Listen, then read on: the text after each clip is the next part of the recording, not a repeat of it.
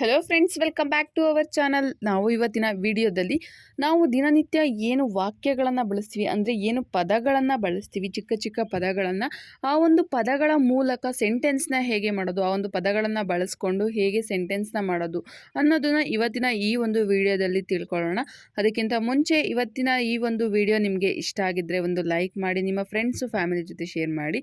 ಇನ್ನು ಯಾರ್ಯಾರೆಲ್ಲ ನನ್ನ ಚಾನಲ್ಗೆ ಸಬ್ಸ್ಕ್ರೈಬ್ ಸಬ್ಸ್ಕ್ರೈಬ್ ಮಾಡದೆ ಹೊಸದಾಗಿ ನೋಡ್ತಾ ಇದ್ದೀರಾ, ಹೊಸದಾಗಿ ಯಾರ್ಯಾರೆಲ್ಲ ನೋಡ್ತಾ ಇದ್ದೀರಾ, ದಯವಿಟ್ಟು ಸಬ್ಸ್ಕ್ರೈಬ್ ಮಾಡೋದ್ರ ಮೂಲಕ ನನಗೆ ಸಪೋರ್ಟ್ ಮಾಡಿ ಅಂತ ಹೇಳ್ತಾ ತಡ ಮಾಡದೆ ಇವತ್ತಿನ ಈ ಒಂದು ವಿಡಿಯೋನ ಸ್ಟಾರ್ಟ್ ಮಾಡೋಣ.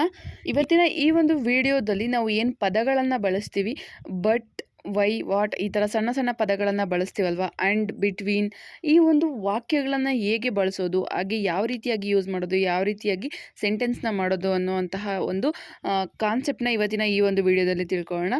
ಓಕೆ ಫ್ರೆಂಡ್ಸ್, ತಡ ಮಾಡಿದೆ ಇವತ್ತಿನ ಈ ಒಂದು ವಿಡಿಯೋನ ಸ್ಟಾರ್ಟ್ ಮಾಡೋಣ. ಫಸ್ಟ್ ಸೆಂಟೆನ್ಸ್ ಫಸ್ಟ್ ವರ್ಡ್ನ ನೋಡೋಣ. A an. ಈ ಒಂದು ಪದಗಳನ್ನು ಎಲ್ಲಿ ಹಾಕಬೇಕು, ಯಾವಾಗ ಹಾಕಬೇಕು ಅಂತ ನೋಡೋಣ. ಎ ಆ್ಯನ್ ಅಂದರೆ ಒಂದು, ಒಬ್ಬಳು, ಒಬ್ಬನು. ಇಲ್ಲಿ ಸಿಂಗಲ್ನ ಸೂಚಿಸೋದಕ್ಕೆ ಎ ಮತ್ತು ಆ್ಯನ್ನ ಬಳಸ್ತೀವಿ. ಫಾರ್ ಎಕ್ಸಾಂಪಲ್ ನೋಡೋದಾದರೆ, there is a pen on the table. There is a pen on the table ಅಂದರೆ ಟೇಬಲ್ ಮೇಲೆ ಪೆನ್ನು ಇದೆ, ಟೇಬಲ್ ಮೇಲೆ ಪೆನ್ ಇದೆ, ಒಂದು ಪೆನ್ ಇದೆ ಅಂತ ಬಳಸೋದಕ್ಕೆ ಎನ ಬಳಸ್ತೀವಿ.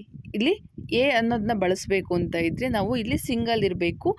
ಈಗ ಎಕ್ಸಾಂಪಲ್ ನಾವು ತೊಗೊಂಡಿದ್ದೀವಲ್ವ, there is a pen on the table ಅಂದರೆ ಒಂದು ಪೆನ್ ಇರೋದ್ರಿಂದ ಇಲ್ಲಿ ಎನ ಬಳಸ್ತಾ ಇದ್ದೀವಿ.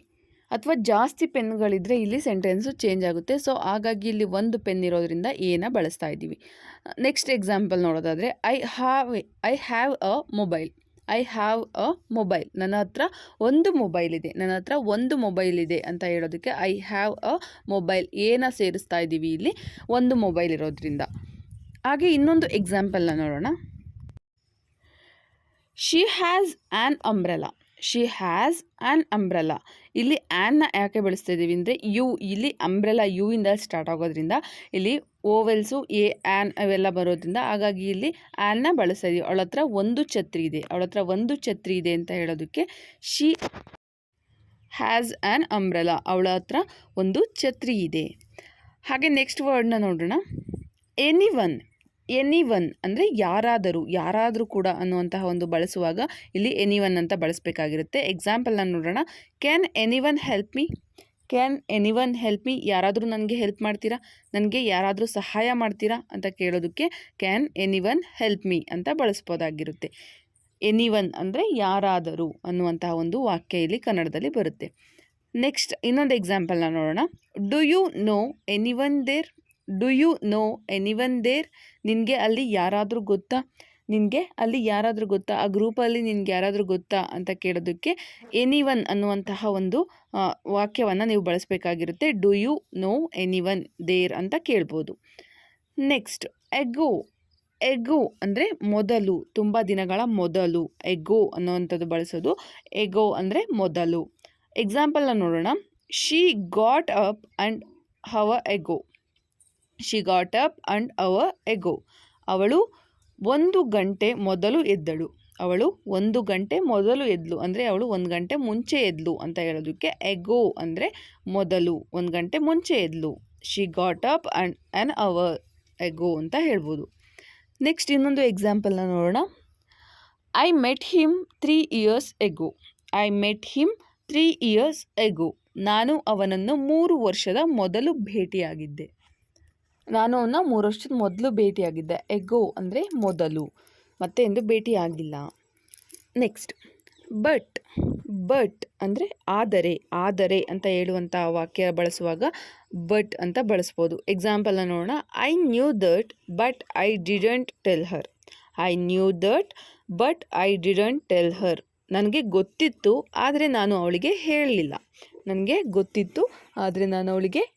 ನನಗೆ ಮುಂಚೆನೇ ಗೊತ್ತಿತ್ತು ಆದರೆ ನಾನು ಹೇಳಲಿಲ್ಲ ಅಂತ ಹೇಳೋದಕ್ಕೆ ಈ ರೀತಿಯಾಗಿ ಹೇಳ್ಬೋದು. I knew that but I didn't tell her. ಹಾಗೆ ಇನ್ನೊಂದು ಎಕ್ಸಾಂಪಲ್ನ ನೋಡೋಣ. I want to go but I am tired.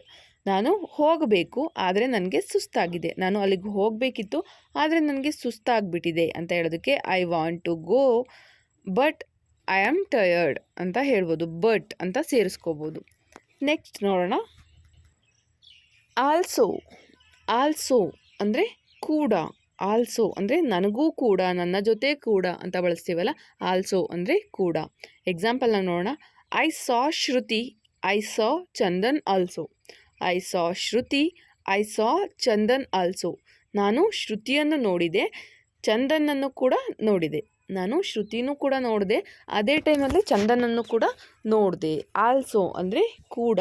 I saw Shruti, I saw Chandan also. ಹಾಗೆ ಇನ್ನೊಂದು ಎಕ್ಸಾಂಪಲ್ನ ನೋಡೋಣ. I like play games and I like books also. I like play games and I like book also. ನನಗೆ ಆಟ ಆಡೋದು ಅಂದರೆ ಇಷ್ಟ, ಹಾಗೆ ನನಗೆ ಪುಸ್ತಕಗಳು ಕೂಡ ಇಷ್ಟ. ನನಗೆ ಆಟ ಆಡೋದು ಅಂದರೆ ಇಷ್ಟ, ಹಾಗೆ ನನಗೆ ಪುಸ್ತಕಗಳು ಕೂಡ ಇಷ್ಟ ಅಂತ ಹೇಳೋದಕ್ಕೆ I like play games and I like book also. Also ಅಂದರೆ ಕೂಡ. ನೆಕ್ಸ್ಟ್ ನೋಡೋಣ. ಬೆಟರ್. ಬೆಟರ್ ಅಂದರೆ ಚೆನ್ನಾಗಿ. ಚೆನ್ನಾಗಿ ಅನ್ನೋದನ್ನು ಯಾವಾಗ ಬಳಸ್ತೀವಿ? ನನಗಿಂತ ಚೆನ್ನಾಗಿದ್ದಾರೆ, ಕಂಪ್ಯಾರಿಸನ್ ಮಾಡ್ತೀವಲ್ಲ, ನನಗಿಂತ ಚೆನ್ನಾಗಿದ್ದಾರೆ, ನನ್ನ ಬಟ್ಟೆಗಿಂತ ಚೆನ್ನಾಗಿದೆ ಅಂತ ಬಳಸುವಾಗ ಬೆಟರ್ ಅಂತ ಬಳಸ್ತೀವಿ. ಹಾಗೆ ಸೆಂಟೆನ್ಸ್ ನೋಡೋಣ. This book is better than that one. This book is better than that one. ಈ ಪುಸ್ತಕ ಅದಕ್ಕಿಂತ ಚೆನ್ನಾಗಿದೆ, ಈ ಪುಸ್ತಕ ಅದಕ್ಕಿಂತ ಬೆಟರ್ ಆಗಿದೆ, ಚೆನ್ನಾಗಿದೆ ಅಂತ ಬಳಸೋ ಟೈಮಲ್ಲಿ ಈ ಒಂದು ಪದವನ್ನು ಬಳಸ್ತೀವಿ. This book is better than that one. ಈ ಪುಸ್ತಕ ಅದಕ್ಕಿಂತ ಚೆನ್ನಾಗಿದೆ. ಹಾಗೆ ಇನ್ನೊಂದು ಎಕ್ಸಾಂಪಲ್ನ ನೋಡೋಣ. She knows better than I do. She knows better than I do. ನನಗಿಂತ ಚೆನ್ನಾಗಿ ಅವಳಿಗೆ ಗೊತ್ತು, ಅವನ ಬಗ್ಗೆ ನನಗಿಂತ ಚೆನ್ನಾಗಿ ಅವಳಿಗೆ ಗೊತ್ತು ಅಂತ ಹೇಳ್ತೀವಲ್ಲ, ಅದನ್ನು ಈ ರೀತಿಯಾಗಿ ನೀವು ಹೇಳ್ಬೋದಾಗಿರುತ್ತೆ. She knows better than I do ಅಂದರೆ ಬೆಟರ್ ಅಂದರೆ ಚೆನ್ನಾಗಿ. ನೆಕ್ಸ್ಟ್ ನೋಡೋಣ. ಎಗ್ನೆಸ್ಟ್. ಎಗ್ನೆಸ್ಟ್ ಅಂದರೆ ವಿರುದ್ಧ, ಅವನ ವಿರುದ್ಧ, ಅವಳ ವಿರುದ್ಧ. ವಿರುದ್ಧ ಅನ್ನುವಂತಹ ಪದ ಬಳಸುವಾಗ ಎಗ್ನೆಸ್ಟ್ ಅಂತ ಇಂಗ್ಲೀಷ್ನಲ್ಲಿ ಬಳಸ್ಬೋದು. ಎಕ್ಸಾಂಪಲ್ನ ನೋಡೋಣ. I can't go against the rules. I can't go against the rules. ನಾನು ನಿಯಮಗಳ ವಿರುದ್ಧ ಹೋಗಲಾರೆ. ನಾನು ನಿಯಮಗಳ ವಿರುದ್ಧ ಹೋಗಲಾರೆ. I can't go against the rules. ನಾನು ನಿಯಮಗಳ ವಿರುದ್ಧವಾಗಿ ಹೋಗೋದಿಲ್ಲ. ಅಗ್ನೆಸ್ಟ್ ಅಂದರೆ ವಿರುದ್ಧ, ಕನ್ನಡದಲ್ಲಿ ವಿರುದ್ಧ ಅನ್ನುವಂತಹ ಒಂದು ವಾಕ್ಯ ಬರುತ್ತೆ.